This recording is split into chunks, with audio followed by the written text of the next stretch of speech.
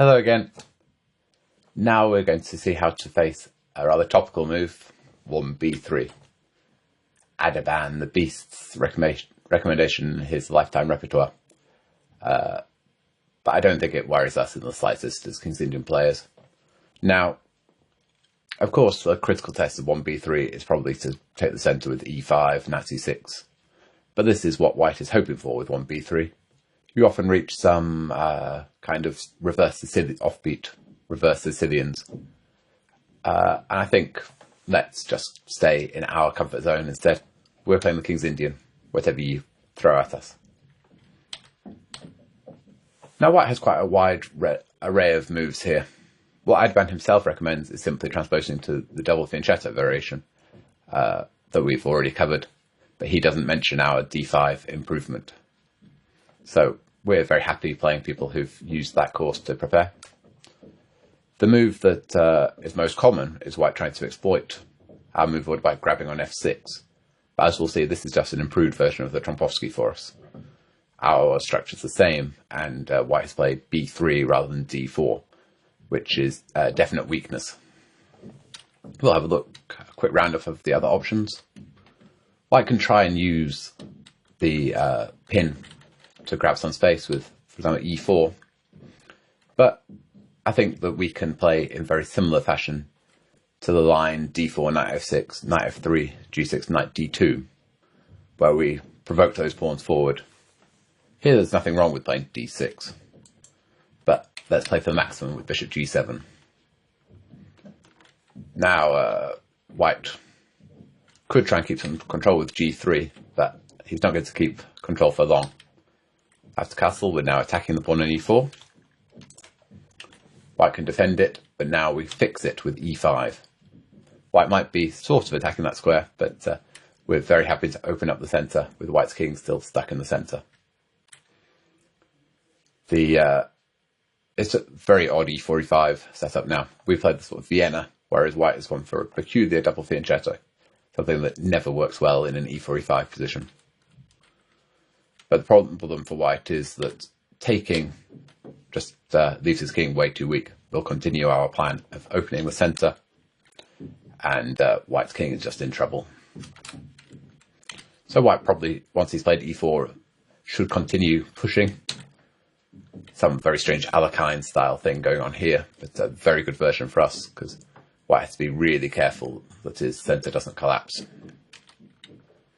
The most tempting is to continue Alekhine style with c4. You could try d4, but our play doesn't change very much. We'll still go for these pawns, castle. And c4 is very tempting, but it's loosening white's position a lot. We can hop forward this time. And queen d2 was played by young Alexander Morozevich against Jean van der Wiel. But here, a nice improvement would have been bishop h6. We defend the knight and threaten a horrible discovery. Of course, knight takes g2 check, wins the queen. And it's actually quite difficult for white to complete his development, because our knight on f4 dominates the bishop on f1. And next we can just play c6 and start so our knight is safe when it's attacked with g3 to hop back to e6. And there's still a lot of pressure on white's centre. So white, I guess, would continue the whole. When he played e4, he was setting down his stall that he was going to be aggressive. So we hop forward. We're ready to undermine with b6. So white has played a lot of pawn moves, and our knight's had to jump around f6, d5, f4, e6. But now white's got to be super careful because d6 is coming next.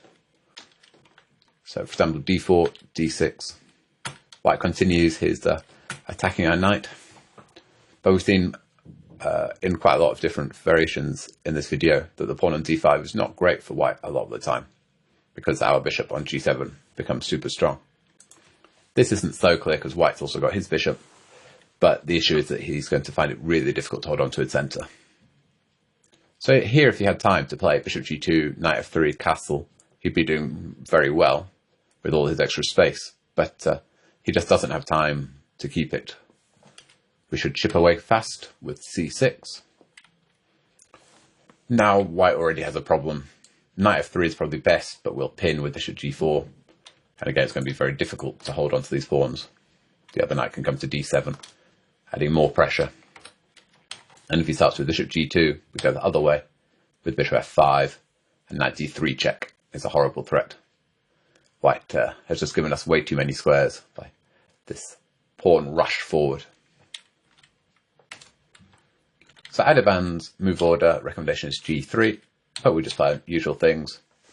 And now he recommends c4, and we've just transposed into the double fianchetto move orders chapter. But we'll probably reach the main line.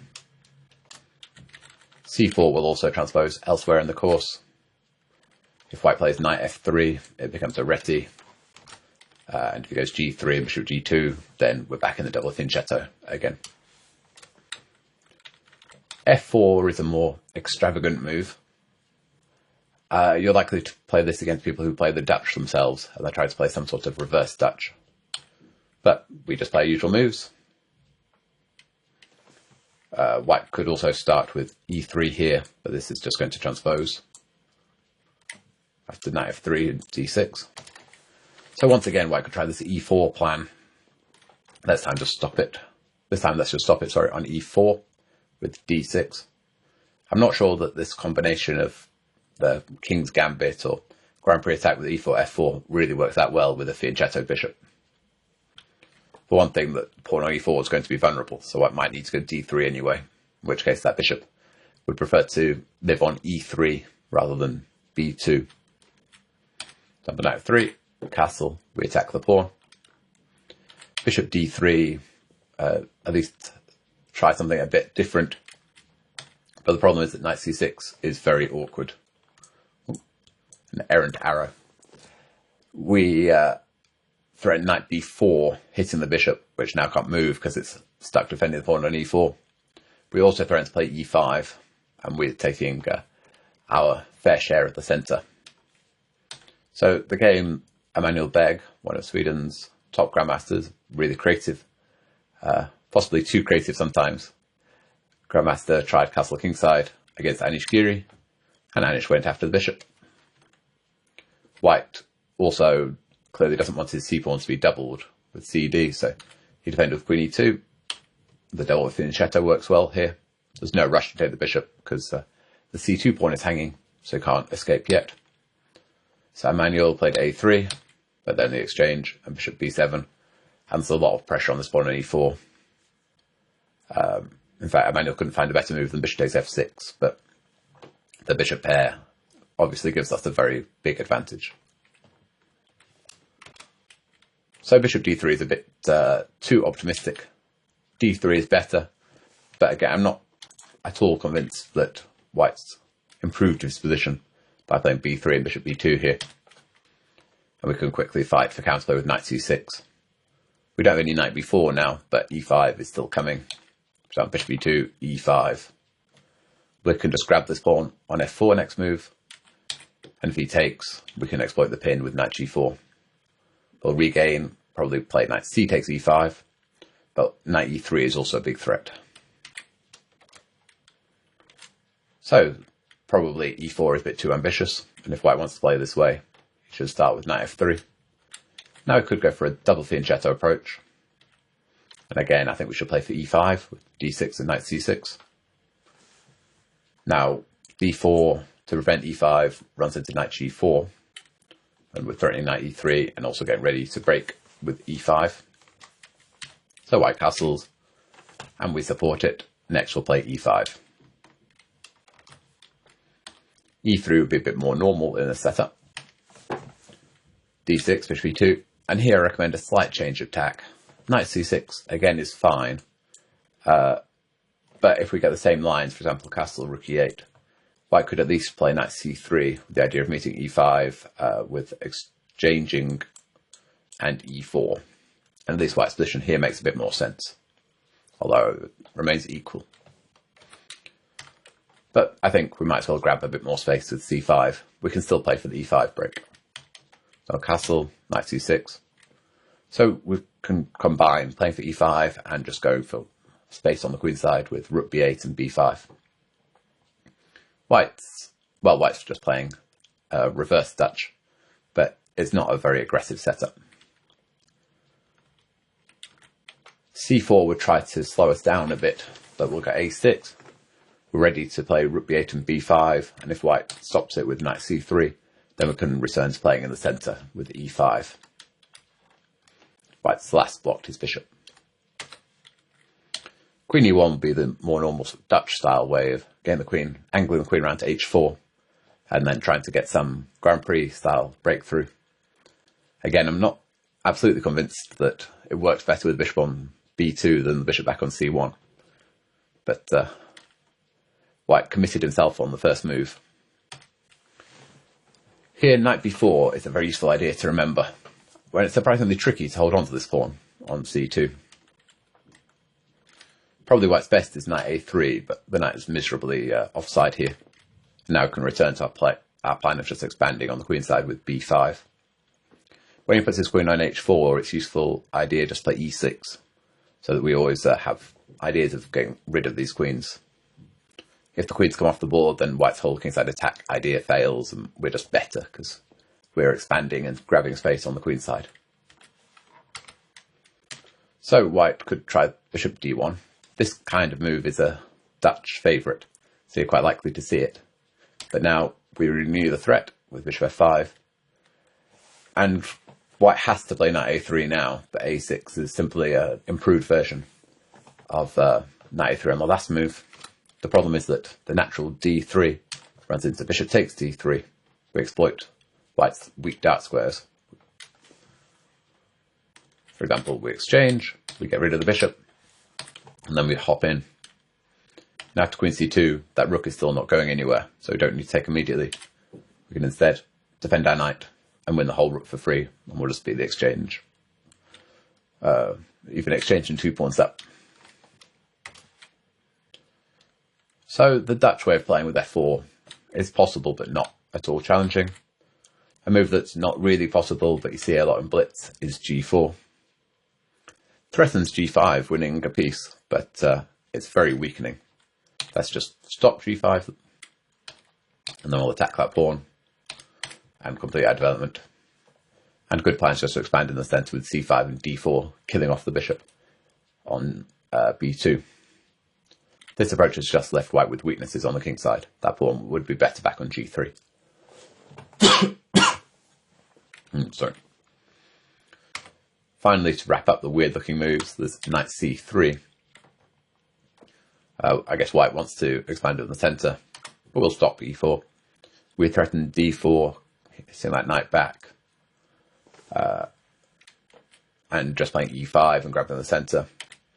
And d4, bishop g7 would actually transpose to Yabava's weird line of the Veresov, that we're trying some sort of weird mirrored King's Indian. Just doesn't work. But check the Veresov chapter. So bishop takes f6 is played quite a lot by this move order. Like the Trompowsky, White is trying to punish us for playing g6 and says that he's damaged our structure. But already from the Trompowsky chapter, we know that that's not really true. We've got good chances with our bishop pair. And there's just a big problem here for White, that he's weakened his dart squares with with this first move, b3, and then given out that bishop. So everything's just a worse version of the Trompowsky lines for us. For White. An improved version for us. We'll play the same setup as we were doing there, with d5 and bishop d6, against almost anything. It's weird, d4, is a weird transposition to something we could have had from the Trompowsky. If after d4, knight f6, bishop g5, g6, take, White played the bizarre b3. Not a move I covered by that move order, but it kind of makes a bit more sense this way. Now there's nothing wrong with playing the usual plan with d5, bishop d6, but we can actually punish White's move order with c5, just because his dart squares are so weak here. Well, e3, we take. If queen takes, we'll go knight c6. This time we'll develop the bishop on the long diagonal with bishop g7 and play f5, when White really regrets his first move. Or e takes, but now our bishop can set up shop on h6, which works very well. Has bishop d3, we complete our development. Next we'll go knight c6, bishop e6. Our bishop on h6 is doing a wonderful job preventing any knight f4s, making white's position very difficult to get any activity at all, also stopping queen d2. So we just have more space and more active pieces. E3 could be played, but this is very likely to... It may even just transpose to our Trompowsky's lines. Okay, white's played b3 a bit earlier than he would want to there. And so we have an additional option that we might go c5 in one go to exploit these weak dark squares. But we could also play c6, which will probably simply be a transposition. As you can see, all of this is just an improved Trompowsky for us. And a good reason why Adiban didn't want to recommend this approach as white, instead transposing elsewhere. I could also go double fianchetto via this move order. We play usual stuff, and we can go for another idea we saw in the Trompowsky chapter, when white plays an early g3, that's h5.